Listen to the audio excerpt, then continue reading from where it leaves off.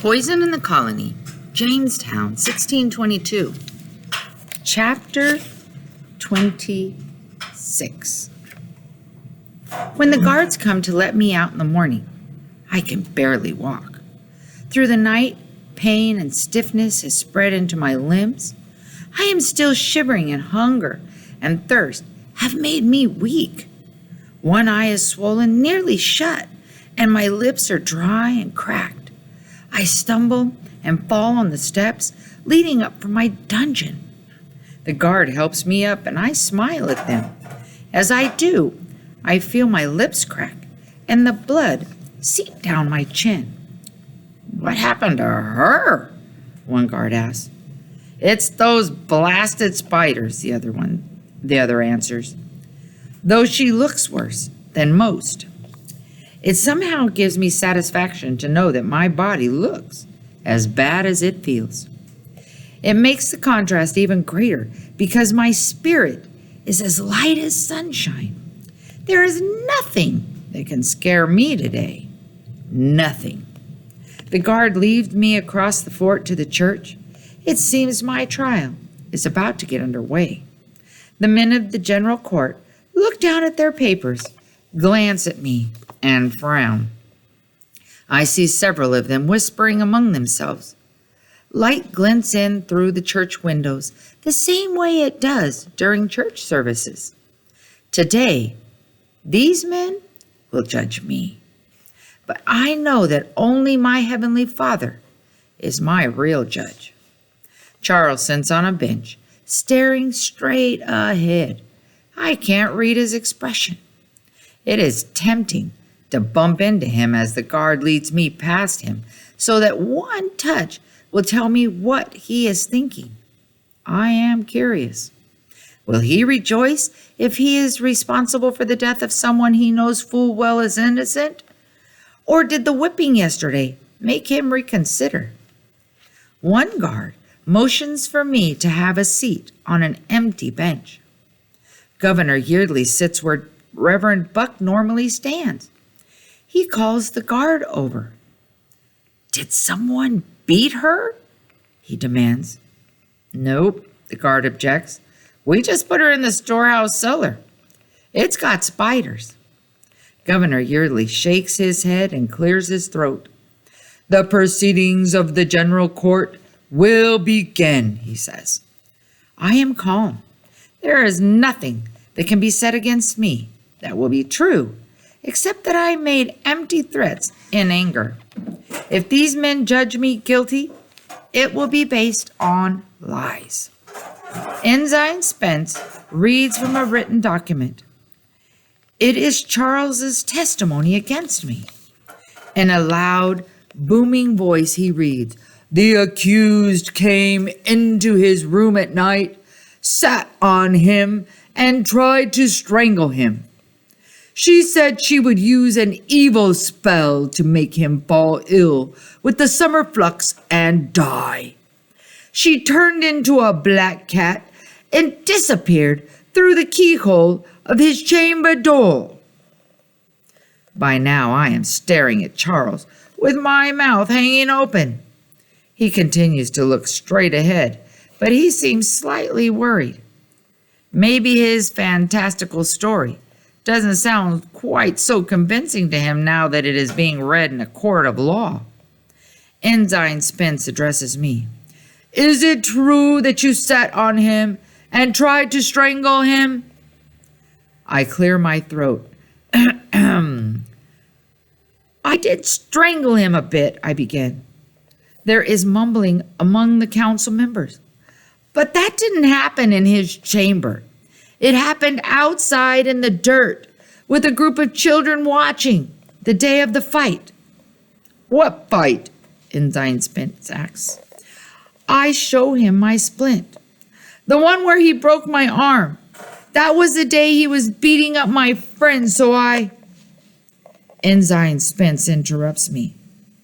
"The night you entered his chamber? What happened then?"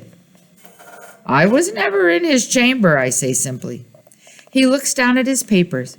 "What about the night you turned into a black cat and went through the keyhole?"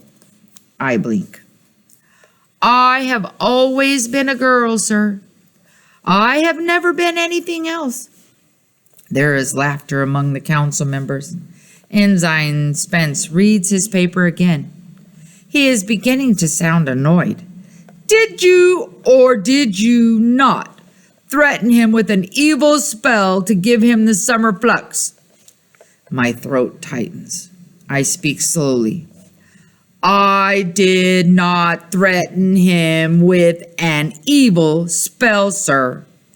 I know nothing of these things. Yes, she did. It is Charles on his feet now. She said she would cast a spell on me and make me sick and die, the same way her mother put an evil spell on my mom and then my dog and made them die. I feel a strange thing. Compassion for Charles. He thinks my mom took both his parents away from him. I want to say, she would never do that to you. Sit down, Charles Spence orders Charles. Ensign Spence orders Charles. I am ready to confess that I did threaten to make sure he got the summer flux, but that I only said it because I was so angry and that I had no way to make it happen. I suck in my breath, ready to blurt it all out, but Governor Yeardley slams down his gavel. This is children's quarrel. Send these children home and stop wasting this court's time. The defendant is innocent, and this case is over. Now, let's get on with more important business. Charles is ushered out of the church, and I limp slowly toward the doors. The doctor should be seen for that spider bite, Governor Yeardley says. It is strange to have the governor address me personally. I will go home to my mother, sir, I say. I think to add, she will help me with herbs, but decide I better not bring up anything that might be associated with witchcraft.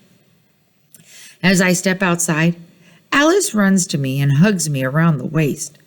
I look up to see Mom holding Catherine on one hip, looking devastated with worry. I'm fine, Mom, I say. Then, knowing my face must look awful, I add, it's just a spider bite. And the trial? She asks. I can see she is holding back an ocean of tears. I grin and feel my lips crack further. The trial has a happy ending. Please let's go home and get a drink of water, and then I will tell you all about it. Catherine has been staring at me. Does my face look funny? I ask her. She nods solemnly. She just got bit by a spider, Alice says. She's gonna be fine. I ruffle Alice's hair. You are so right, I tell her. I'm going to be just fine. At home, Mom makes a poultice of herbs and spreads it on my swollen face. She mixes together tallow and melted beeswax, and while it is still warm, spreads it on my cracked lips. Then she makes me hot tea from more herbs and warms some porridge for me to eat. In a short time, I feel the poison leaving my body, and I am able to move without my arms and legs hurting. Samuel and Daw come back from their work. Even Bermuda comes to hear about my trial. I tell the story, and when I get to the part about me becoming a black cat, Alice bursts out laughing. Soon Catherine is giggling too, and then everyone joins in. The words that were so shocking and threatening in front of the general court have now become a hilarious joke. That boy doesn't know up from down, Daw says. I won't even bother to sue him for defamation of character. Better to put all of that behind us. I am relieved. I do not want to spend any more time in court. I am walking to the well with the yoke across my shoulders and both buckets hanging. It is sweltering summer as I approach the well. I see there are 3 boys and a commotion is going on. One of the boys is Charles, and the other 2 I've seen around. I didn't drop it on purpose, Charles snaps. No, you didn't drop it. You threw it. My dog gave me that knife. The smaller of the two boys is near tears. I'll get it out, Charles says with annoyance. How? He sunk. They lower at the bucket and Charles leans into the well, his whole upper body inside the narrow stone walls. This is an opportunity I do not want to miss. I take my last few steps at a trot. I hold the yoke steady with my hands, swing the left end of the yoke back, and then throw it forward, smacking it with a bucket square into Charles's derriere. He yelps, grabs his behind, and pulls his head out of the well. The other two boys erupt with laughter. That's for lying about me, I say. Whoa, Charles, you got this pretty girl mad at you, one of the boys say. She's not a pretty girl. Charles spits out the words. He is beyond furious. Oh, yes, she is, says the other boy. My cheeks flush, but I keep my focus on Charles.